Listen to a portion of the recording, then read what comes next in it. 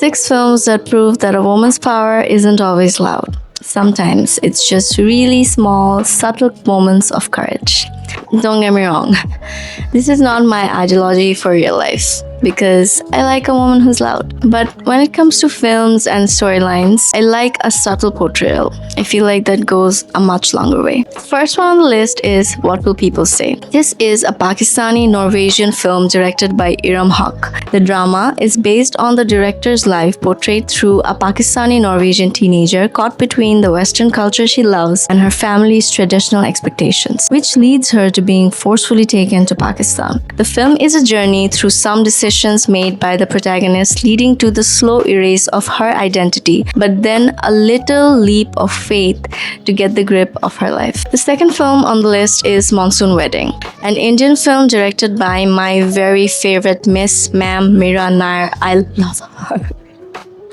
I love this woman. I love her. So the film shows the chaotic and colorful preparations for an arranged marriage in Delhi, where long buried family secrets begin to surface. Even though the film is revolved around one main incident, it slowly shows the different lives of women within the same household, like how they go by their day, what happened to them in the past, what is going to happen to them in the future, their lives and everything. By the end, it proves that a family's greatest strength is to stand by its women. So the next film is a Palestinian-French documentary film called Bye Bye Tiberius. This is directed by Lina Sualem, who explores an intimate and poetic story that follows actress Hiam Abbas as she returns to her ancestral village. Retracing through the lives of 4 generations of women, it shows a stunning tribute to the resilience of women who, despite exile and separation, kept their stories and spirits alive through the decades of struggle. The next film is Joyland, which I think a lot of you have already watched, but those who haven't, you are seriously missing out. This is like the greatest film.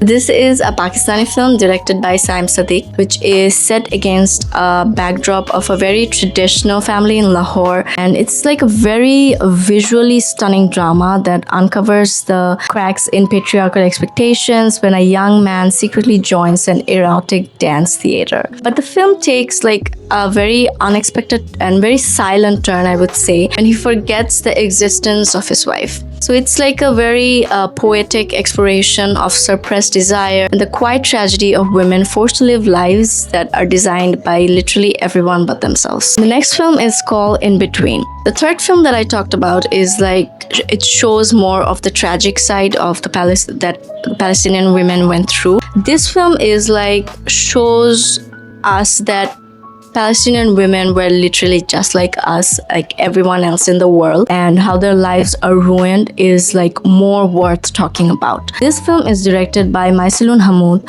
who shows like 3 very different Palestinian women who live together in Tel Aviv and navigate the very vibrant and the very complicated space between their traditional backgrounds and modern desire. The film is really bold and it's like a very energetic celebration of sisterhood and the normal life of women who refuse to be defined by anyone else's truth. So the next film on the list is a Bangladeshi film, a film from my country. So the film is called Made in Bangladesh and it's directed by Rubaiyat Hossain. The film portrays a very young garment worker who's called Shimu. Those of you who might not know, but you should know, because a very large segment of the Bangladeshi youth, they work in the garment sector, especially the females, and the story follows Shimu taking a very huge risk to start a union after a very tragic fire at her factory. And it's like a very raw and empowering portrayal of the real women like behind the Made in Bangladesh label. Exactly what you should know, like the clothes are like all around the world, so it's very important that you know that who are making your clothes, who are these people behind you, because they are fighting every day for the dignity, safety and their rightful place in the world. So that's it for my list today. If you are still here, thank you so much for watching. This was my first like voiceover video. I'm talking for the first time like in front of the screen. It's kind of very nerve-wracking, but I'm still doing it. I still want to continue doing it because this is kind of fun. So happy Women's Day to everyone. I hope to come back with more of these suggestions soon. Bye.